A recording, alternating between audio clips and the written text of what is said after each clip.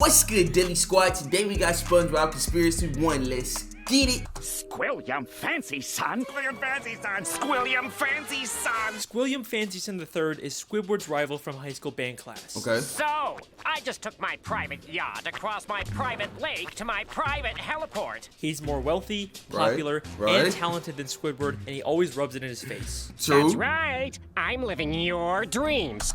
I ain't gonna lie, man. People like Squilliam really make me mad. Like, I don't know. I just never been a braggadocious guy. No matter what I do, like, I don't really talk about, you know what I'm saying? Like, I just kind of do it and keep it pushing.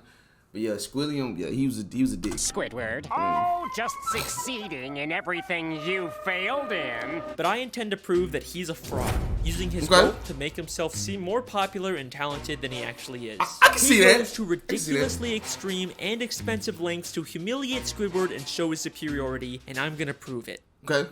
SpongeBob is one of my favorite shows from my childhood. Even going back now and rewatching the old ones, it still holds up. It's a GOAT. You might think it's just a kid's show, there's no continuity, there's nothing worth theorizing about, but the show constantly brings back characters and references to previous episodes. And if you look closely, you can connect the dots and find some very interesting stories. He was number one. And today, I'm going to prove that Squilliam Fancy Son III is a manipulative fraud. Evidence number 1, the pet hospital. We first meet Squilliam in Season 2, Episode 15, Band Geeks. The episode opens with Squidward playing the clarinet and getting a knock on the door.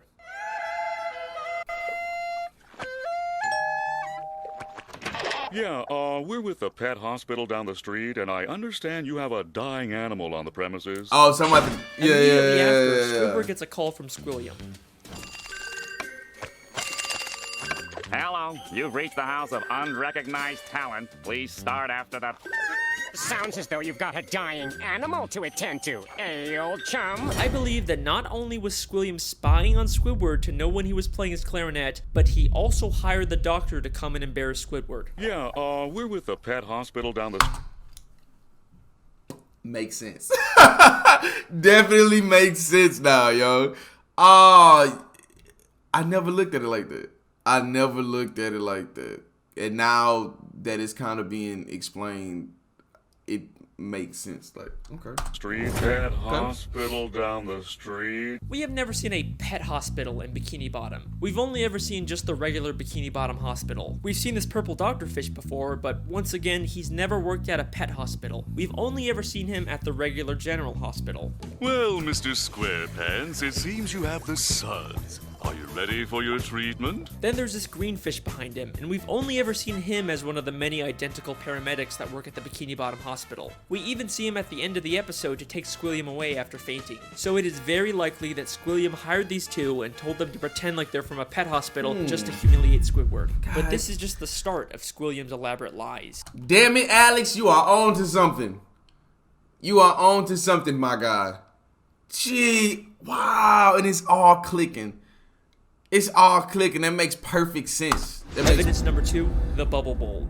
In the same episode, Squilliam also It's like my says, favorite episode. I'm the leader of a big fancy band now, and we're supposed to play the Bubble Bowl next week. The problem is, I'm busy next week and can't make it, so I was hoping you and your band could cover for us. But we've never seen Squilliam's band before, and Yeah. despite claiming he's too busy to make it to the Bubble Bowl, he still shows up at the end to watch Squidward's band. Yeah. So both his excuse and probably his band were made up to pressure Squidward into humiliating himself at the Bubble Bowl.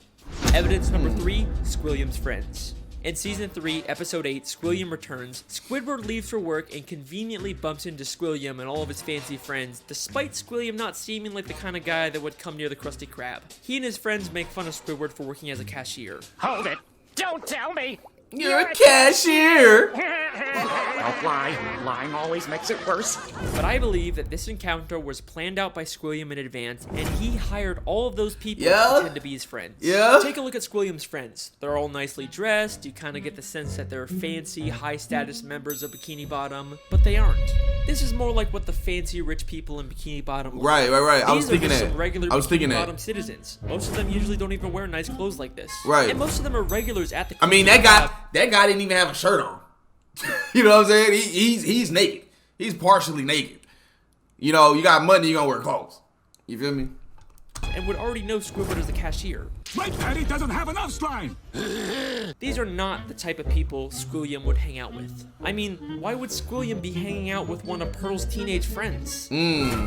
At the end of the episode, Squilliam even admits to his whole life being fake. I made everything up about my life. I have no yachts, jets, or anything. I was only trying to impress you. And then, of course, he quickly says he's just kidding. Nah, it was some truth. It's truth to that. Not. I'm filthy stinking rich! It's truth to that. Was he kidding? I mean, obviously he's rich, but is there a nugget of truth in there? Right. Evidence number 4. Wow! Statue. In Season 7, Episode 6, Squidward has to pick up trash for community service, and Squilliam once again conveniently bumps into him and reveals he's cleaned up so much trash that the city actually built a statue of him. Maybe if you clean up Bikini Bottom, they'll That seemed build a like statue. cap. Now that I'm thinking about it, Already built one. I don't even want to stop the video, man. I just want to watch it through. I want to watch it all the way through, man. I don't even want to commentate on it. He really got my mind going right now. He really got me sitting here like, man. Oh, ooh, like, this shit crazy. This is I crazy. cleaned up all of Bikini Bottom in only 1 week.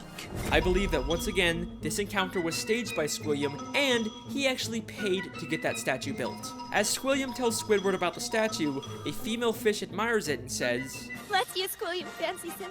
Bless you. but if you remember, this is one of those friends Squilliam likely paid, making her whole comment feel very fake. By the end of the episode, Squilliam's statue gets destroyed. A police officer approaches and they have this exchange.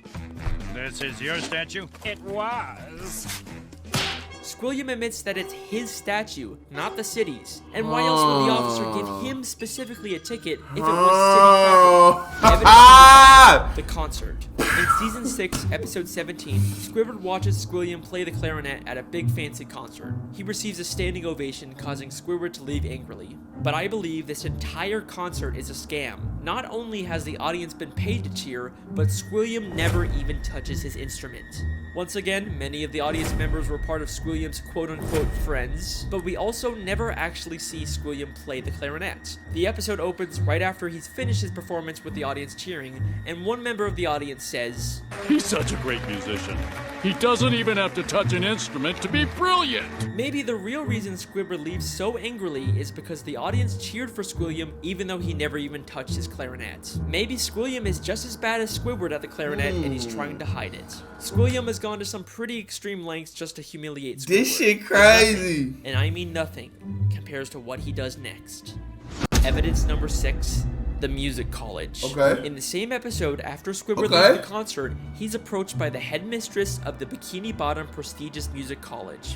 Aren't you the esteemed Squilliam Fancy Sim III, who we all came here to see perform Squilliam tonight? Fancy Son the Mistakes him for Square. Squilliam and offers him a position as a professor. Squidward pretends to be Squilliam and teaches a class, only for the police to burst in and arrest him, all while he's being filmed on live TV.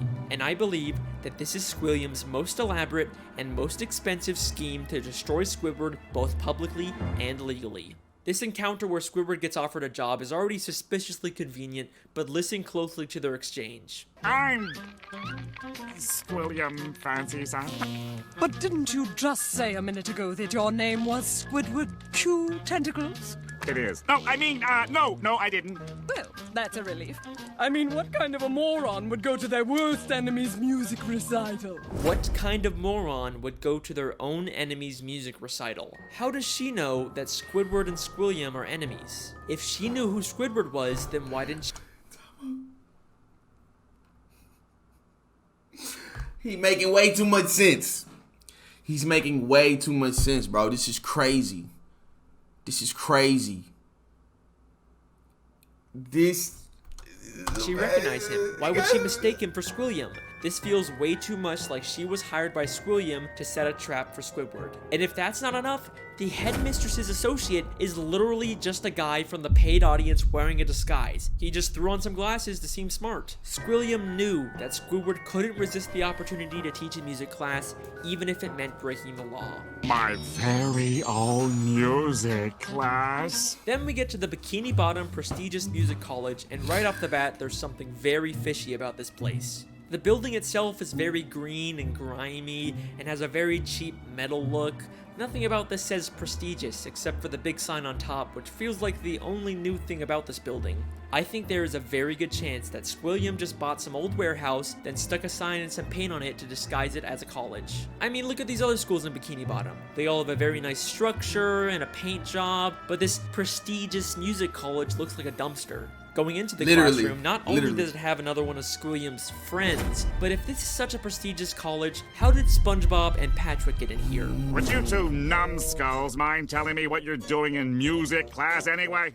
Sure. Patrick's New Year's resolution was to learn to play an instrument. They say it was their New Year's resolution to take a music class, but you'd think it'd be harder for them to get into an esteemed music school if they just decided to go to it on a whim. Seems like they're just letting in anyone to sell this ruse. Then, both the police, Squilliam and the headmistress, and a live news broadcast show up at the same time to arrest Squidward for impersonating Squilliam. If the extremely coincidental fact that all of these people suddenly showed up at the same time isn't enough for you to believe that Squilliam set it all up, I've got something that's going to blow your mind. Squilliam literally has the police working for him. Squidward, cute tentacles, I'm placing you under arrest for impersonating a genius. If that doesn't sound like he's been paid off, I don't know what does. The lengths that Squilliam goes to humiliate Squidward are insane. He literally builds statues and entire buildings just to make Squidward feel inferior. But why? Why would anyone go so far to embarrass an old high school band classmate? What happened between them? What could have caused this extreme level of dedication? Well, unfortunately, we never really get much information on like, man, you know that too. Hours reading through the SpongeBob Wikipedia and looking at old episodes, and there really just isn't any clues that would explain their weird relationship. I guess we can't solve everything, but either way, that's my theory. Thank you so much for listening. I really hope you guys... Hey, this was very informative, bro. Nah, for sure, gotta check out the other ones, man. I'm flabbergasted. But that's gonna be it for this video. I'll see y'all on the next one, Daily Squad. And if you made it this far, comment Squilliam.